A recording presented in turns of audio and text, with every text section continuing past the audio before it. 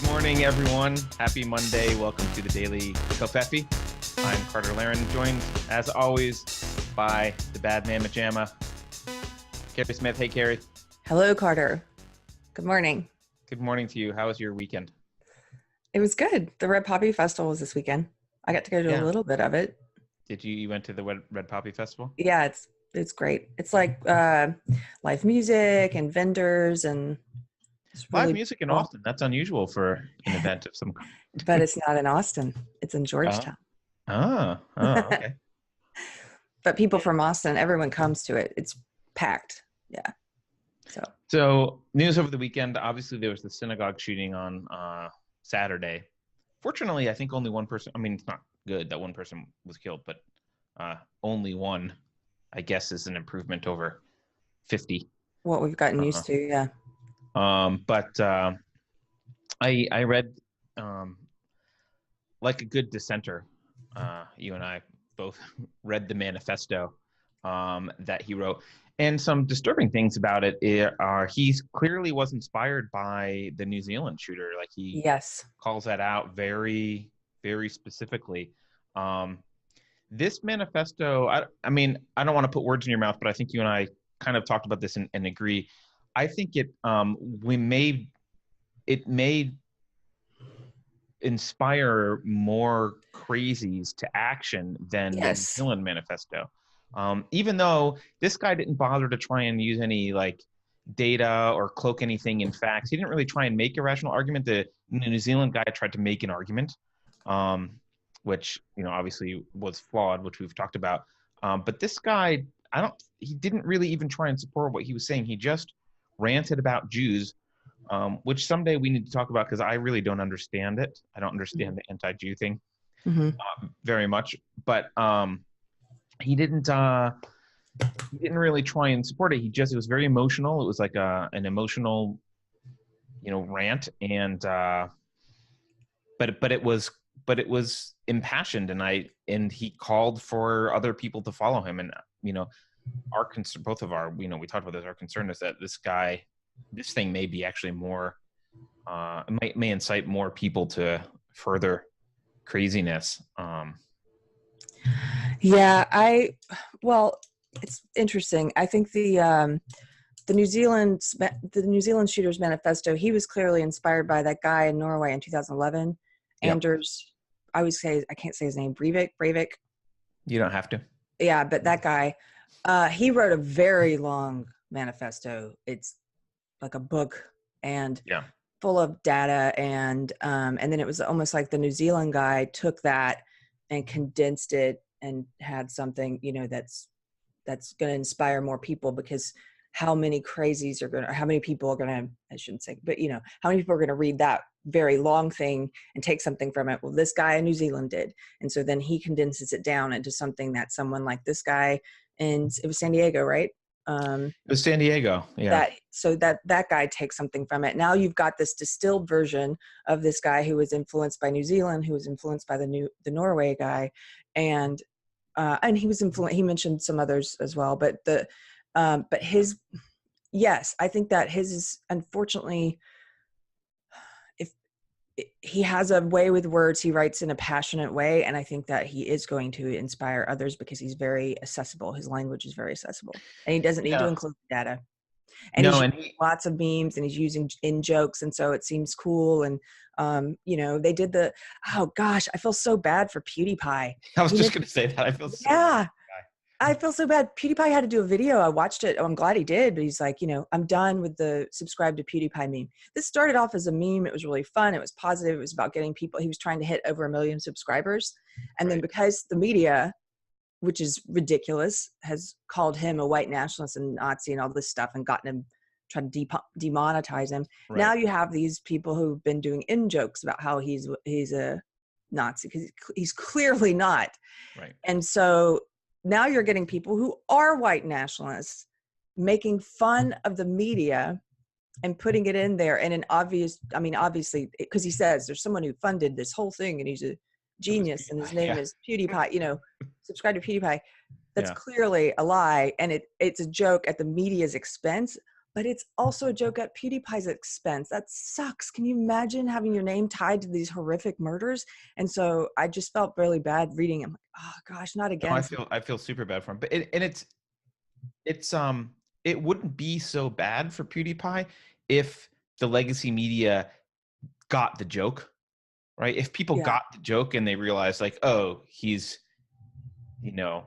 because if he said that about like, oh, the person who funded me was Bernie Sanders, everyone would be like, oh, he's just saying that, blah, blah, blah, blah, blah, and it wouldn't have any impact.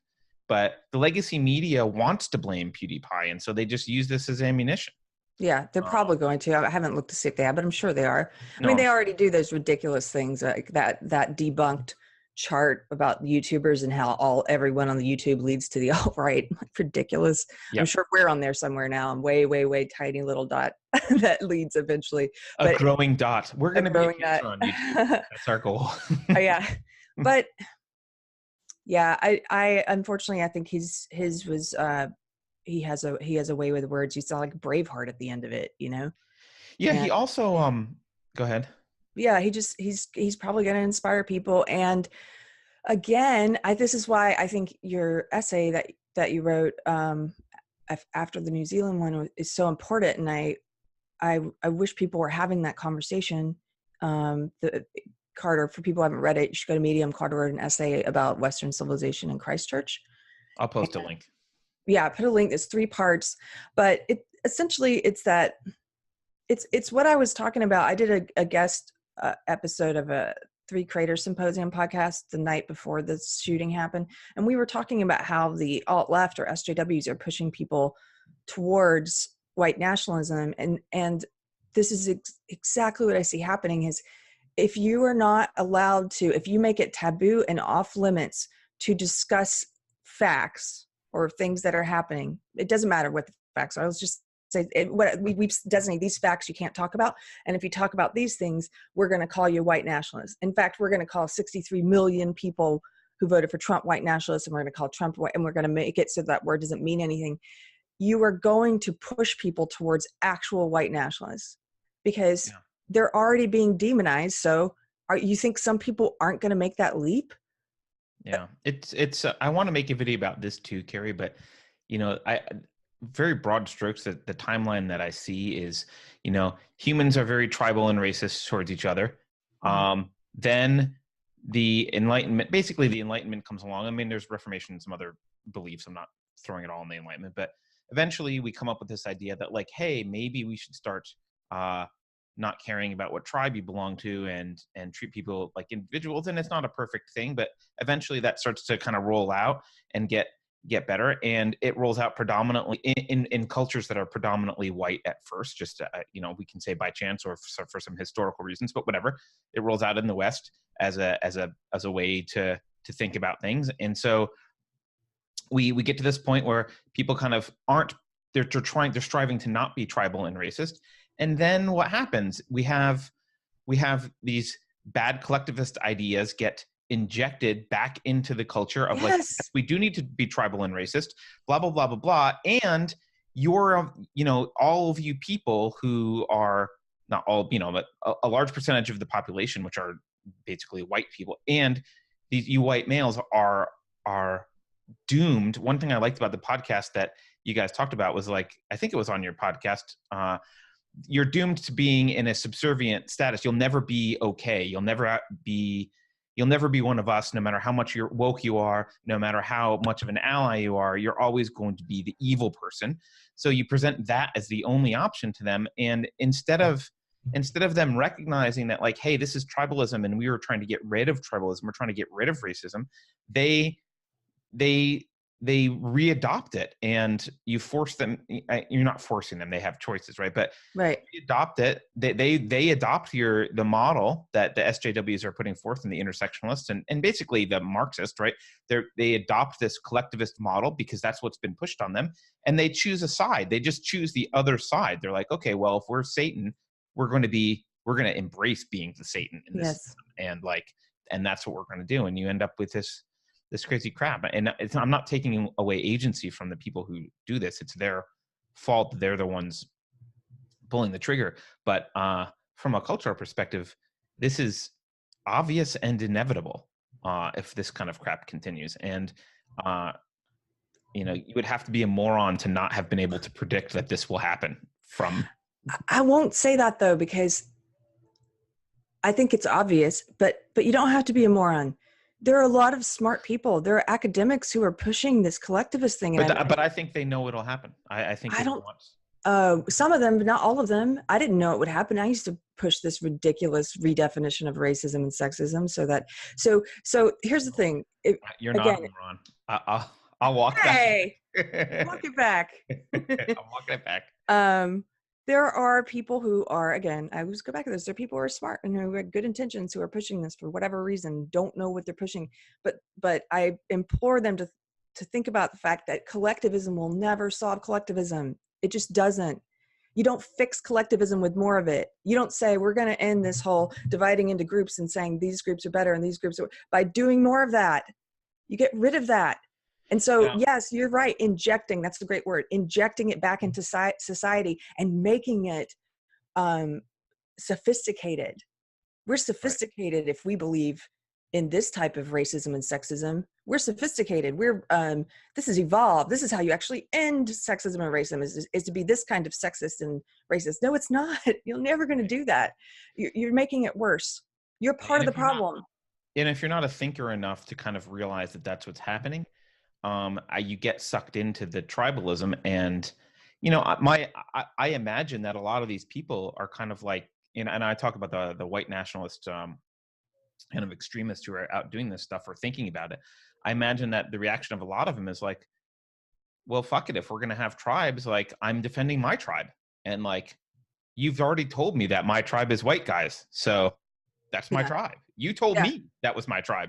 So I'm fighting for it.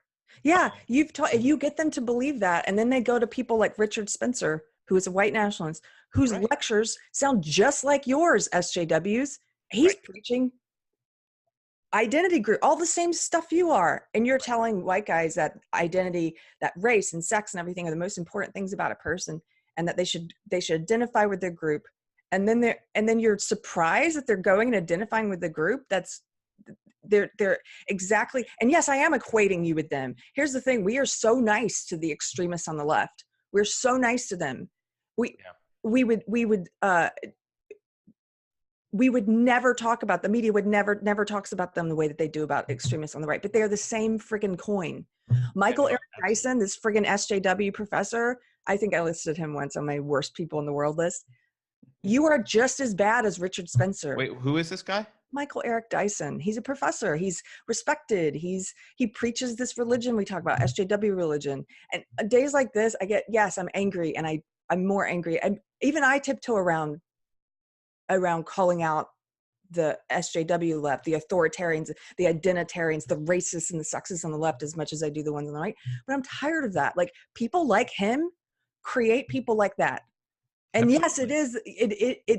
This guy, terrorists are responsible. Don't get me wrong. People don't put words in my mouth. Everyone's responsible for their own actions. No one did this, but this nut job with the gun, who decided this was a good course of action. But you are pushing the ideology. You are building it. You are growing it. And so it makes me really sick to see it in action after it happened, like on Twitter and of course on social media, where else you see people posting stuff. Like a friend of mine posted something, and people I don't know about how this will never end. This senseless extremism will never end, and as long as we have a white nationalist in the White House. Right. No, there's no white nationalist in the White House. You know what? This senseless extremism will never end as long as you say extremist bullshit like that. Yeah. He is not a white nationalist. And if you calling him that and you calling his supporters that is part of the friggin' problem. Right. You're what's growing white nationalism, not Trump. You are. Right. No, you're absolutely right. And actually it's a very small step to switch. It's not even really a switch. So to become like a Richard Spencer from being an SJW, like the intersectional ideology is saying, you're in this group. This group is all that matters.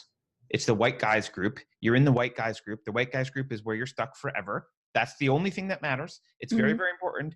And you should feel guilty. And the only difference is between them and Richard Spencer is Richard Spencer says, I shouldn't feel guilty. Yeah, that's it. That's it.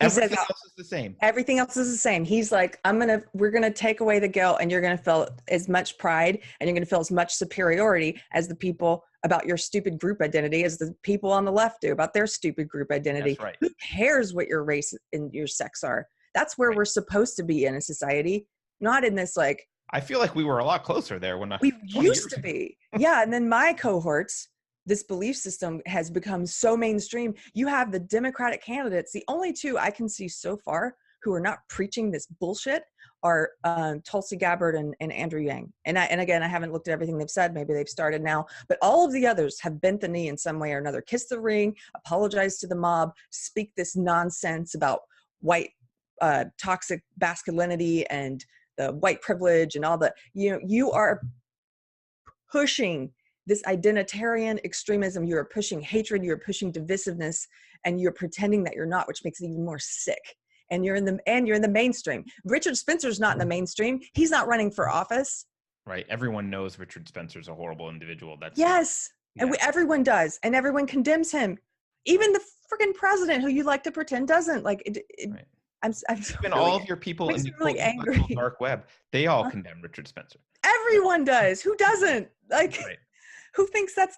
But you know what? People are starting to move towards him. You're right. There are kids like this 19-year-old in San Diego, like he said, I'm just a nursing student, who starts to he became radicalized like this because in a matter of months. In a matter of months. And you know what he talks about in his manifesto? The same stuff we're talking about being pushed out as a white man and being told he's evil. And so, right. Again, not justifying it. I'm not saying this is not a threat. This is simply predictive. This is what is real. What is reality? This is a statement of fact. This is going to happen. Don't you see that? It's like saying, don't put your finger on the hot plate. It's going to burn. I don't want your finger to burn. I'm just saying it will burn. I completely agree. And the manifesto, the thing about this manifesto that struck me as more, quote, powerful or influential to people than the New Zealand one, A, it's shorter, so people will read it more. But B, he spends a lot more time and energy trying to convince people to anonymously commit violence. Yes, the New Zealand guy kind of says like, oh, other people could do it. Here's some targets. But this guy spends a large percentage of this manifesto really saying, hey, you can get away with it. Don't worry. This is how it'll work. Blah, blah, blah. I'm going to get caught, but you don't have to get caught. Anonymous people can do this if we all do it. Blah. He like goes on and on and on about trying to get people. He kind of, I don't remember if he mentions 8chan or 4chan, but he mentions poll at least, the Reddit poll. I think that group's gone, but he kind of calls out to the quote brothers in arms or whatever. He calls to those people and says, I was one of you. This is very easy to do. Blah, blah, blah, blah, blah. I just got converted, a couple months ago, and you can get away with it if we all do it. They don't have the resources to track us down. I mean, it's that part is pretty disturbing because I do see a lot more of this happening as a result. So I absolutely do. And a lot of this was predicted. I know I've brought this up before, but there's this site you guys should read. Hopefully we can link this too. It's a review. It's a discussion about the book Days of Rage. And it's at a website called status451.com. This guy wrote this in January of 2017, right after the inauguration. And a lot of what he predicted has already come true. A lot of it. And he talks about what's going to happen if the left continues on the path they're on, and then what's going to happen on the right as a reaction to that. Right. And it's happening. Right. And some of, I think I was pulling it up because I think he even talks about in here, he's like, the right is going to eventually become really well acquainted with property violence and stuff like what you're talking about. Like everything he's saying is it's going to escalate. And so, oh. Right. And there are those of us in society of many different races and ethnicities and genders who all want to not be in one of those groups, right? We all don't give a shit about what group we're in, and we just want to be individuals together in society, treating each other equally. And, we're going to get squeezed by these people on one side or the other fighting over their tribal territory unless we really speak out and push back against it. And like you said, not just condemn the Richard Spencers who deserve condemnation, but also the people spouting this same ideology on the left under the guise of, you know, a lot of nice sounding words like equality and justice and, you know, with an air of moral superiority that is recognized by legacy media and a lot of mainstream in a way that Richard Spencer's moral superiority is not, and which is what makes it more dangerous. Right. I have a story. Can I read this really quick? You can do whatever you want. It's you know. Well, I was looking for it. It's in that thing. It's in the status 451 thing. He's talking about how people get pushed to the crazy part of the right by the crazy left. And he's trying to explain this. Well, before he gets to the story, he's talking about blah, blah, blah. Lefties say, quote, well, that's Nazis. They only do that to Nazis. Nazis are different. You have to shut that shit down, etc. He's talking about physical violence. Great. Except that lefties pull the same shut this shit down stuff on mainstream righties on college campuses, all the while calling them Nazis. Right. Yeah. Hey, lefties said Ted Cruz was a Nazi. Mitt Romney was a Nazi. George W. Bush was a Nazi. I've done human rights work that had me working in proximity to the U.S. military. So at a professional meeting, a lefty called me a Nazi. So if you tell me that I'm a Nazi, and you tell me people I respect are Nazis, and you tell me you're in favor of going out and beating up Nazis, guess what? I'm suddenly very interested in the physical safety of Nazis. Like, you just, and I'm Jewish, this guy says. Oh, Let me tell you a true story. Okay, how do you? I'm going to show my ignorance here. What's that dynasty? It's Qin. How do you say that? The Qin dynasty. Qin. Okay. In 209 BC, two Qin dynasty army officers, Chen Xing and Wu Guang, were ordered to lead their troops on a march to provide reinforcements. Massive flooding delayed them. They couldn't make their rendezvous time. In the Qin dynasty, this carried the death penalty. No excuses. What's the penalty for being late? Death. What's the penalty for rebellion? Death. Well, we're late. Does that make sense? He's like, and that's the story of the, I'm going to get this word. It starts with a D, D-A-Z-E-X-I-A-N-G uprising. I don't know history, guys. I didn't learn it. Say that again. D-A-Z. D-A-Z-E-X-I-A-N-G uprising. I'm not an expert, but I would say, geez. I'm just learning history. I took women's studies in college. That's a shame. I'm not sure how to say it. I don't know. Anyway, he's talking about this uprising, but the point is, like, if the odds are, like, he goes on to, what's the penalty for blah blah blah? How does full-on street fighting start in the U.S.? My guess is pretty much like that. What's the penalty for kicking the living shit out of leftist protesters? Oh, we might be demonized as Nazis. What do they do if we don't kick the living shit out of leftist protesters? They'll still call us Nazis. Right. Like, that's the whole point. It's like, you can't call everyone on the right, which they do.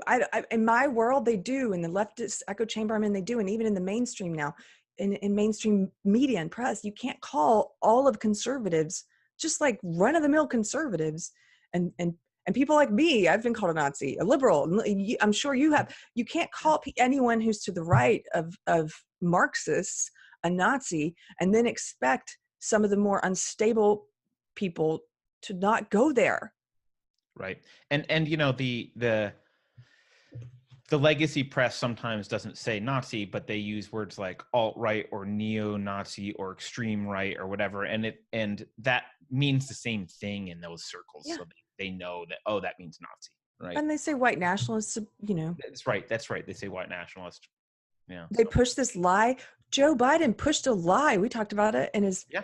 He pushed a lie. This is the front runner right now for the Democratic nomination. Pushed a lie in his opening campaign ad that Trump was excusing white nationalists. There's no excuse for that. Like, I know I'm ranting a lot today. Just really, I'm using the BS word a lot, and sorry. I'm just really. That's good. Yeah, it's this is exactly what we don't want to happen, and it feels like it's slow boil happening, and some of the elements on the left, on my side, who have helped to push this along, are just continuing to do it in the face of it. Yeah. Well, look, I mean, we've said this before, but you know, you fight the battle now and risk social ostracization and you know, lose friends and have uncomfortable conversations and, you know, maybe even have impact at work. You fight this battle now in that way, or you fight it on the streets with weapons. Those are your choices. Because if you don't stop it now, that's where it's going. Yeah. Yeah. This is a depressing episode. Where do we go from here? Have a great week, everyone. Happy Monday. We don't. You know what? Whatever. There was a shooting over the weekend. We talked about it. You know, we don't have to end on a positive note. No, we don't. It was We'll talk about positive stuff tomorrow, maybe. Yeah. But I don't know. Monday is reminding people of the Culture War Day. Apparently, that's fine. Yeah, man. Monday, get your somebody. Anyway, we're done. Right? We're done. Okay. All right. Goodbye, everyone. Please follow us on Twitter at unsafespace and subscribe at unsafespace.com. You can subscribe to us on a bunch of different ways, or subscribe to the YouTube channel Unsafe Space, aptly named. So we will see you all tomorrow for another episode of Daily Kofefi. Thanks.